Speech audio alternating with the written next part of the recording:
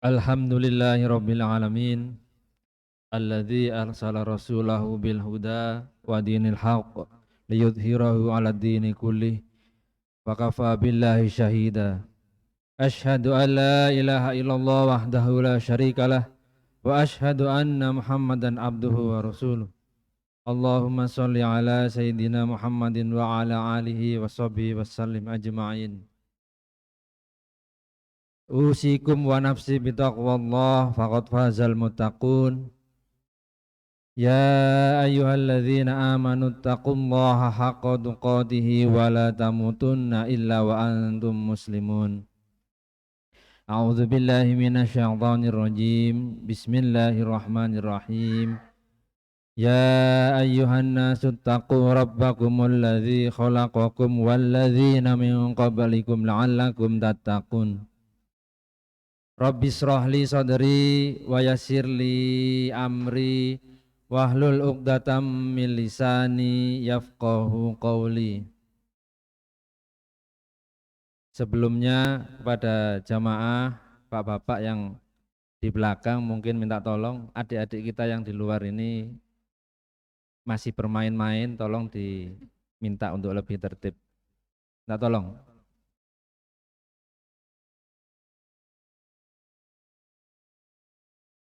Terima kasih.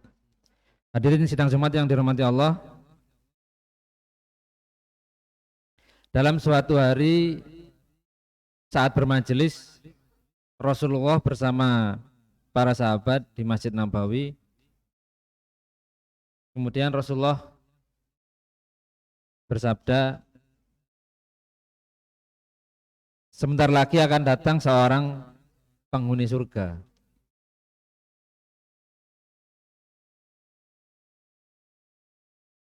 Kalimat seperti ini beberapa kali Rasulullah sampaikan kepada sahabat, meskipun yang disebut calon penghuni surga ini tahu, misalnya sahabat Utsman misalnya.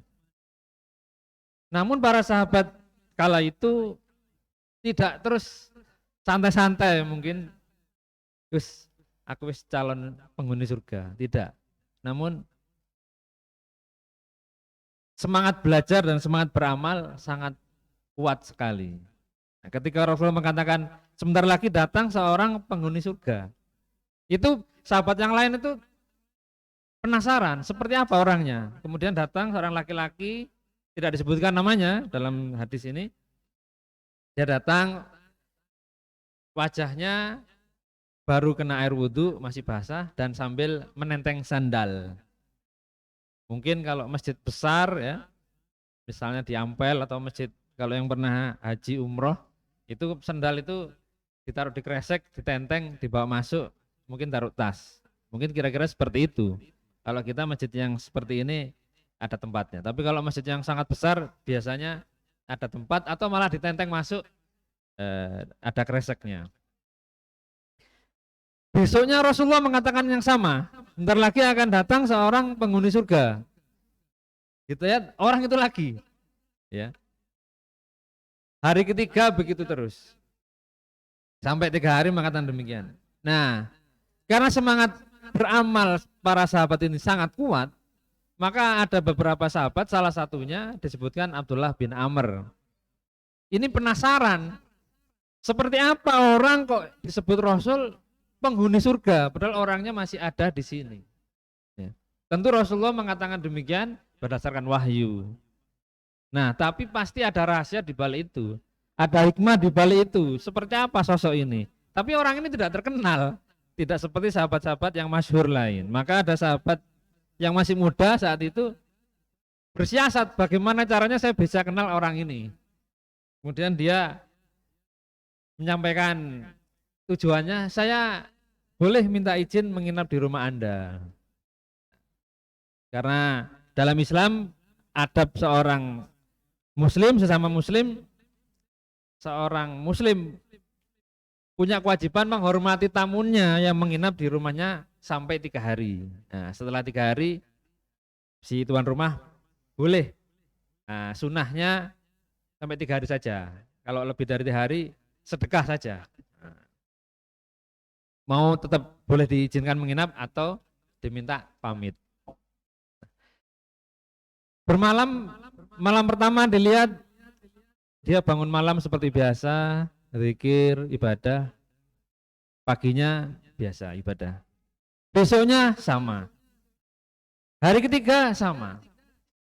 Nah, kemudian berkatalah sahabat yang menginap ini mengatakan terbuka terus terang. Sebenarnya saya ke sini pengen tahu rahasia Anda ini disebut Rasul kok pencalon penghuni surga. Saya pengen tahu apa resep Anda. Kok Rasul menjamin Anda ini penghuni surga. Si tuan rumah mengatakan, ya Anda sudah lihat saya seperti ini aja 3 hari. Ya ibadah biasa, sholat, zikir, ya biasa-biasa saja.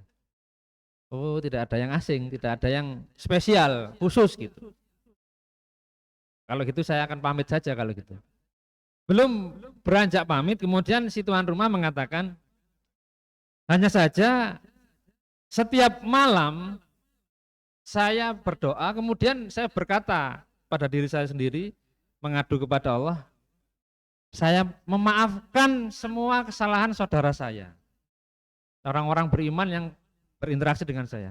Dan saya tidak punya rasa dengki atau rasa hasad kepada sesama muslim yang lain. Hadirin yang dirahmati Allah, penyakit dengki ini adalah dosa pertama anak Adam. Dan dosa pertama pula yang menjadikan permusuhan iblis dan Adam. Iblis tidak terima, dia harus hormat kepada Adam, itulah dengki. Kok saya dari api saya lebih baik, lah kok dia dari tanah kok saya harus sujud kepada Adam, enggak sudi. Oleh karena itu iblis dilaknat sampai kiamat. Sama, anak Adam juga demikian. Hasad atau dengki itu dosa pertama anak Adam. Bagaimana Qabil tidak terima saudaranya ini menikah dengan kembarannya, karena syariat itu ada sewaktu itu Hawa lahir kembar laki perempuan. Nah, maka syariatnya saat itu silang. Jadi dia nggak boleh menikah dengan kembarannya yang sama. Jadi dengan saudara yang lain. Inilah dosa pertama. Dan dosa dengki ini tidak hanya menjangkiti orang biasa seperti kita, bahkan yang lebih tinggi lagi derajatnya secara duniawi, pangkatnya. Nah, kok saya yang lebih kerja keras kok dia yang naik pangkat. Saya dagang ini seperti ini, sudah lengkap semua, tapi yang laris kok sana. Nah, masih mending kalau seperti itu. Tapi kemudian sifat dengki ini, sifat hasad ini menimbulkan kejahatan-kejahatan yang berikutnya. Sabotase, ya. Kalau pedagang itu ya macam-macam lah. Bapak sudah paham bagaimana yang ditaburi ini, taburi itu. Nah, tokonya, jualannya. Nah, itu sama pedagang. Kalau di kantor atau di perusahaan, bahkan di instansi, nah, bahkan sampai berbuat yang ya bahasa Sidoarjonya itu ya main sihir gitu ya, supaya bisnisnya lancar. Nah, ini semua dari dengki, mengalahkan orang lain. Orang dengki itu SMS rumusnya. Senang melihat susah, nah, orang lain susah, susah melihat orang lain senang. Nah, jadi bahaya sekali. Tetangga juga gitu, wah situ beli mobil baru, beli ini baru ini. Nah, ini bahaya. Dan jamaah yang dirahmati Allah, medsos ini isinya semua adalah kenikmatan, rekreasi, piknik kemana diposting di Instagram, di Facebook, di WhatsApp, semua kesenangan. Kalau kita punya rasa dengki, apa yang kita dengki itu, yang kita lihat benci semua. Oh, yang situ ini apa ini itu, hati-hati.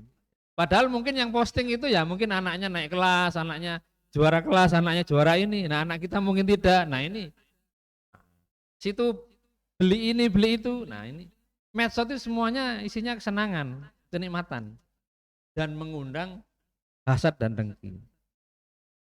Tidak hanya urusan duniawi, naudzubillah, orang yang berilmu, baik itu ilmu agama maupun ilmu yang lain, juga bisa dengki. Ya. Di situ pengikutnya lebih banyak, jamaahnya lebih banyak. Nah ini bahaya, ya bahaya. Maka nanti saling menjelekkan, saling menuduh, saling ini. Hadirin yang dihormati Allah, penyakit dengki ini sangat berbahaya. Makanya Rasulullah mengatakan dengki itu, hasad itu seperti api melahap kayu-kayu kering. Cepat sekali. Ya. Jadi kebaikan-kebaikan kita yang dahulu, yang kita sudah amalkan, bisa habis terbakar karena hasad dan dengki.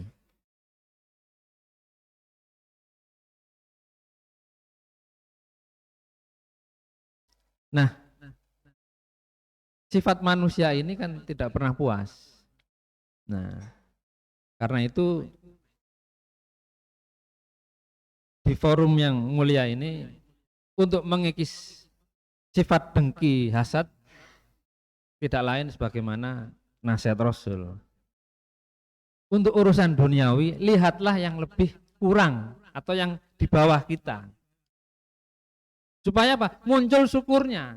Kalau lihat yang atas terus, nggak ada habisnya, nggak ada syukurnya, dan muncul dengki. Maka lihatlah yang bawah. Lihatlah yang kekurangan di bawah kita. Yang pertama. Yang kedua, mengikis rasa dengki adalah banyak bergaul dengan orang-orang yang berbuat kebaikan. Jadi kita sibuk dengan kebaikan, misalnya pengurus masjid, pengurus RT, RW, pengurus yayasan sosial, anak yatim, yayasan ya kesehatan segala macam. Apalagi ini bencana, kadang-kadang menggalang dana. Nah, ini melihat orang-orang yang kesusahan itu tidak ada waktu kita untuk dengki. Karena kita sibuk dengan kebaikan. Kalau tidak nanti ya isinya melihat medsos atau lihat orang lain dan kita nanti ya bahasa Sidoarjo itu kemerungsung gitu ya, apa istilahnya? Bergejolak terus, kepingin ini, kepingin itu. Boleh punya keinginan, tapi harus dengan prinsip bahwa jika kita bertambah kenikmatannya, bertambah amalnya. Misalnya kita ingin mobil misalnya, sebut aja mobil.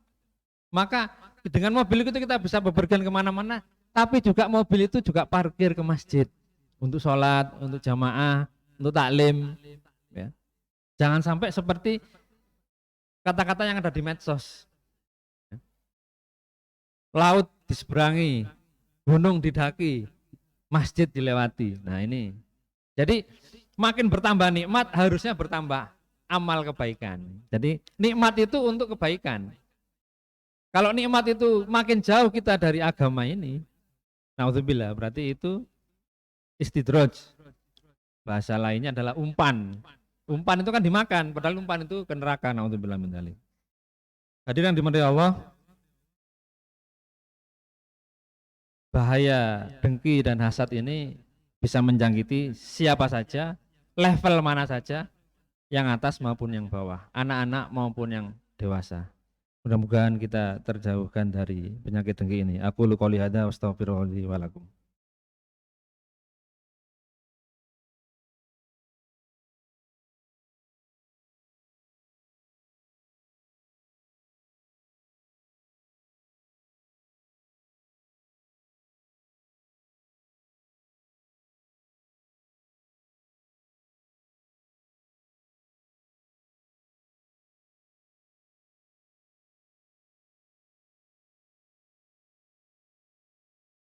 Alhamdulillahirabbil alamin, hamdan katsiran kama amar. Asyhadu alla ilaha illallah wahdahu la syarikalah wa asyhadu anna Muhammadan abduhu wa rasuluh.